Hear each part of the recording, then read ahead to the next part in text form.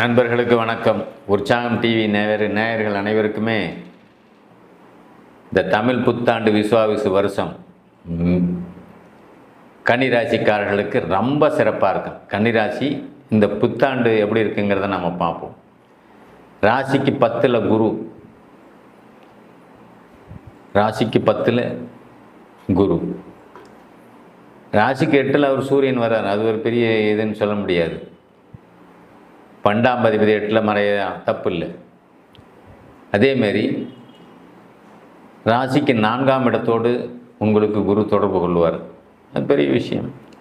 ராசிக்கு 7ல் சனி இருக்கார், புதன் இருக்கார், சுக்கிரன். என்ன தான் நடக்கும்?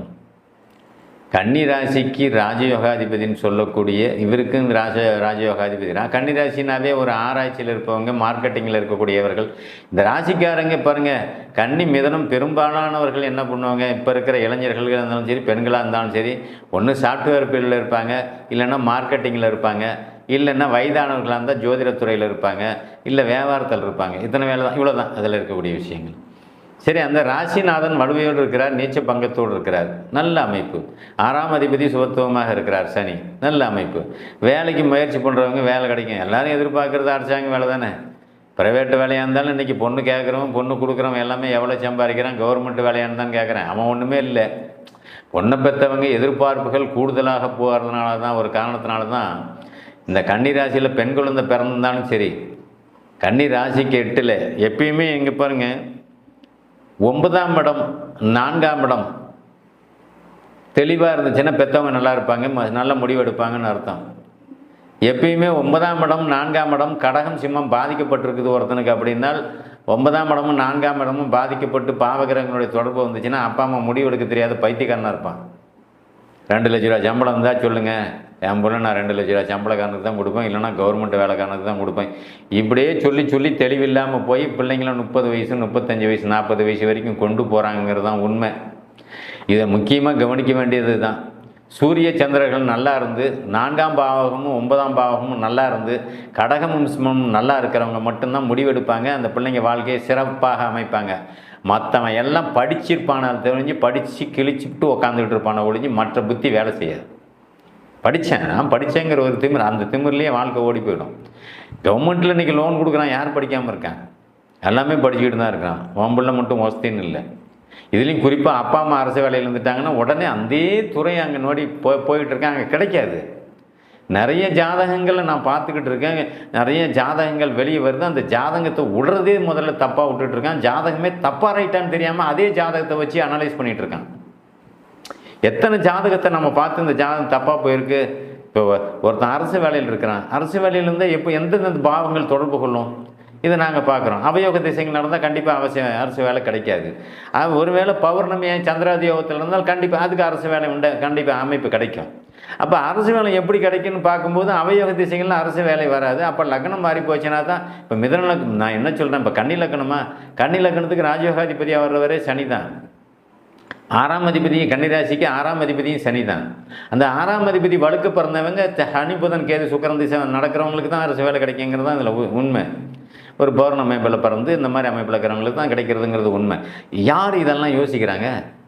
நான் அரசு வேலையில் இருக்கிறேன், ஜாதகத்தை தப்பாக போட்டுருவான். ஜாதகம் எப்படிங்கிறதே தெரியாது.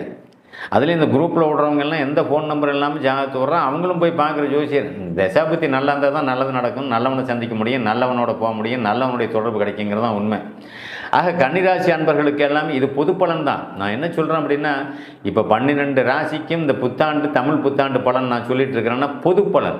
இந்த ராசியில் 1 கோடி பேர் இருப்பீங்களா, 20% தான் அதில் வேலை செய்யும். மற்றவனுக்கெல்லாம் வேலை செய்யாத தசாபுத்தி அமைப்பில் தான் அங்கே நடக்கும். எனக்கு நடக்கலை சார், உனக்கு நடக்கலைன்னு சொல்கிறதெல்லாம் பிரயோஜனம் இல்லை. உனக்கு தசாபுத்தி மோசமாக இருக்கும்.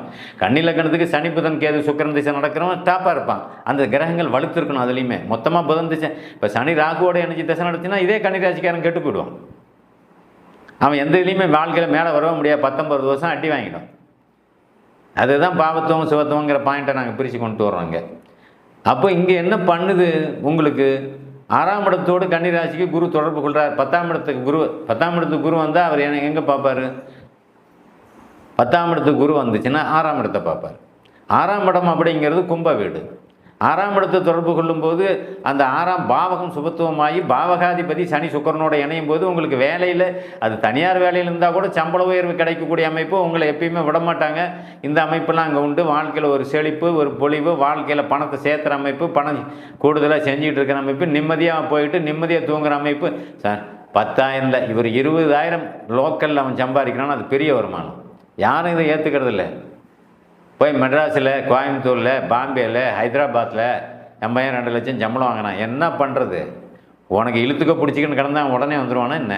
யார் உன்னை பார்க்கறதுக்கு? அவன் காசு அங்கேருந்து வேலை செஞ்சுவிடுமா? சொல்லு. யார் தான் காசு கொடுத்துருந்தாலும் அந்த காசை போய் எடுக்கிறதுக்கு ஒரு ஆள் வேணும். அதை எடுத்து கொண்டாந்து ஆஸ்பத்திரியில் கொடுத்து உங்கள் செலவு கரெக்ட் பண்ணி உங்களை பராமரிப்படுறதுக்கு ஒரு ஆள் வேணும். அது உன்னுடைய ரத்த சம்மந்தப்பட்ட உறவாக இருந்தால் மட்டுமே அக்கறை இருக்கும். மற்றவன் எவனுக்குமே அக்கறை இருக்காது. ஏன் இதை புரிஞ்சிக்க மாட்டேங்கிறீங்க?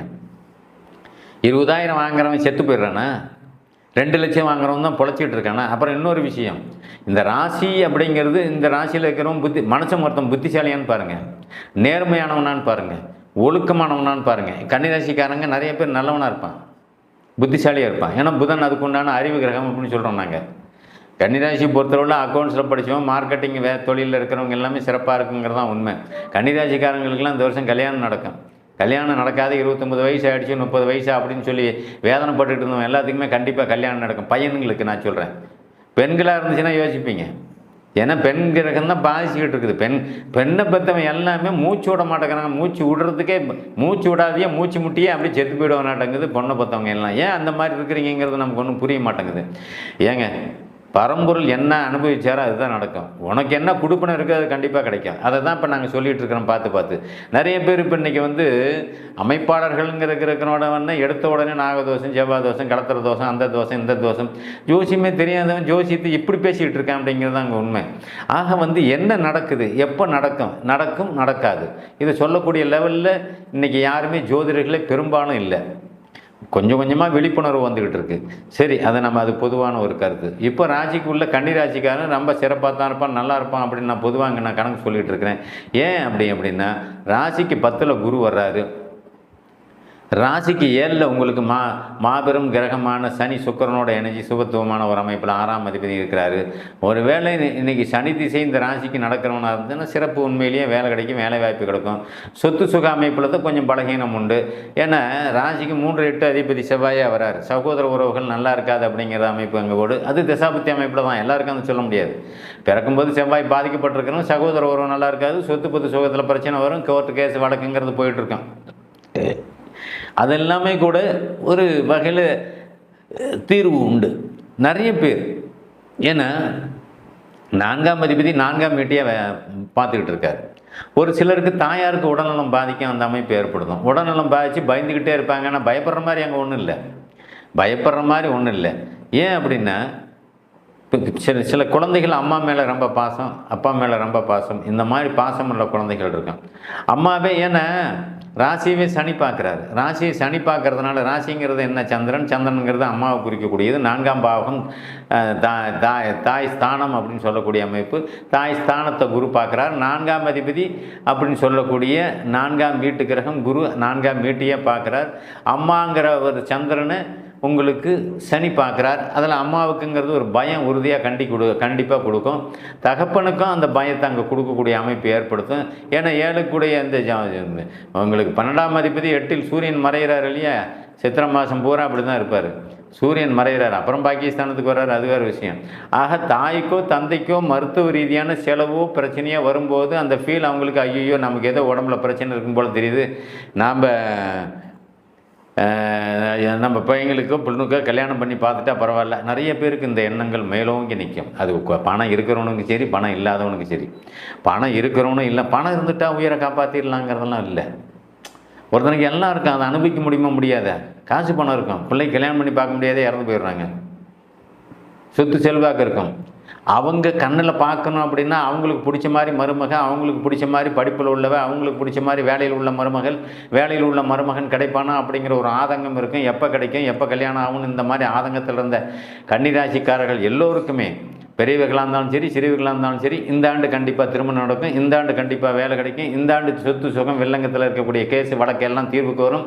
அப்படிங்கிறது தான் கன்னிராசியினுடைய இந்த வருஷத்தினுடைய முழுமையான பலன்.